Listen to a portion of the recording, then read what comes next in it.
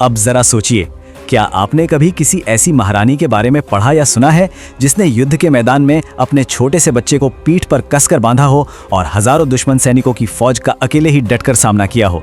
मतलब सुनने में किसी एक्शन फिल्म का सीन लगता है ना, लेकिन ये कोई कहानी नहीं, बिल्कुल सच्ची घटना है।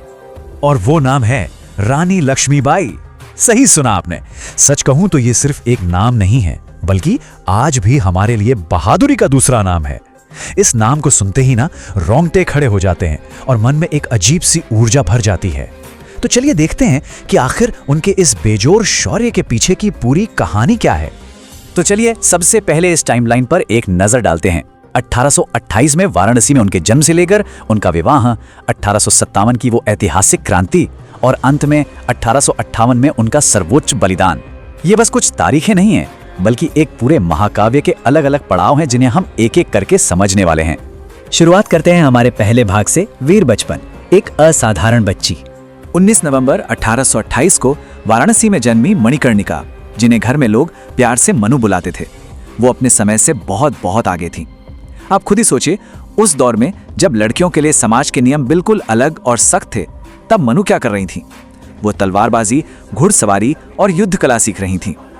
उन्होंने पुरानी और रूढ़िवादी परंपराओं को किनारे रखा और खुद को रणभूमि के लिए तैयार किया। सच में ये बहुत ही कमाल की बात है। अब आते हैं दूसरे अहम पड़ाव पर, झांसी की रानी, विद्रोही रानी। झांसी के राजा गंगाधर राव से शादी के बाद ही वो झांसी की रानी कहलाईं। लेकिन राजा के अचानक निधन के बाद एक बहुत बड़ा मोड़ आया। अब इस स्लाइड में जो सबसे दिलचस्प और जरूरी बात है ना, वो है डॉक्ट्रिन ऑफ लैप्स, यानी चूक का सिद्धांत। ये अंग्रेजों का एक बेहद क्रूर कानून था। इसके तहत उन्होंने रानी के गोद लिए हुए बेटे को वारिस मानने से ही साफ इनकार कर दिया। देखा जाए तो ये कोई मामूली कानून नहीं था, बल्कि झांसी को पूरी तरह से हड़पने की एक सोची समझी साजिश थी।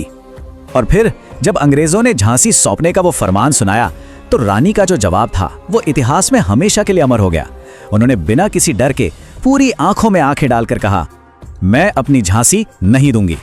ये कोई साधारण सी लाइन नहीं है, ये उनके पूरे विद्रोह की नींव है।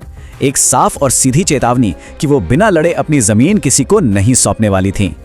चलिए आगे बढ़ते हैं तीसरे भाग की तरफ, अंग्रेजों से युद्ध, सैन्य कमांडर। जैसे ही 1857 की क्रांति की आग भड़की, हमारी रानी एक लीडर, एक फुल फ्लेज्ड सैन्य कमांडर के रूप में मैदान में आ गईं। और पता है सबसे खास बात क्या थी? उन्होंने सिर्फ पुरुषों की ही नहीं, बल्कि महिलाओं की भी एक जबरदस्त सेना खड़ी कर दी। उन्होंने कभी भी महल के सुरक्षित कमरों से छिपकर आदेश नहीं दिए, बिल्कुल नहीं। वो खुद घोड़े पर सवार होकर अपनी सेना के सबसे आगे खड़ी हुईं और सीधे दुश्मनों पर तलवार चलाई। ऐसा लीडरशिप देखना वाकई प्रेरणादायक है। अब इस पूरी कहानी का सबसे अचंभित करने वाला और एकदम सिनेमाई दृश्य सामने आता है, जब अंग्रेजों ने झांसी के किले पर चारों तरफ से भारी हमला बोल दिया और वो दुश्मनों से घिर गईं। तो क्या उन्होंने हार मानी? बिल्कुल नहीं। उन्होंने अपने छोटे से बेटे को एक कपड़े से अपनी पीठ पर कसकर बांधा और अपने घोड़े के साथ सीधे उस ऊंचे किले से नीचे छलांग लगा दी। जरा इमेजिन करके देखिए इस मंजर को। और हाँ, ये मैदान छोड़कर भागने के लिए नहीं था, बल्कि अपनी इस लड़ाई को जिंदा रखने के लिए उठाया गया एक अविश्वसनीय कदम था। अब हम पहुंचते हैं इस सफर के आखिरी हिस्से पर, अमर बलिदान, अंतिम अध्याय।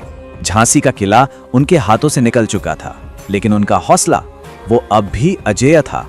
उन्होंने हार नहीं मानी और अपनी लड़ाई को एक नए मोर्चे, ग्वालियर की तरफ ले गईं। और फिर वो दिन आया, 18 जून 1858।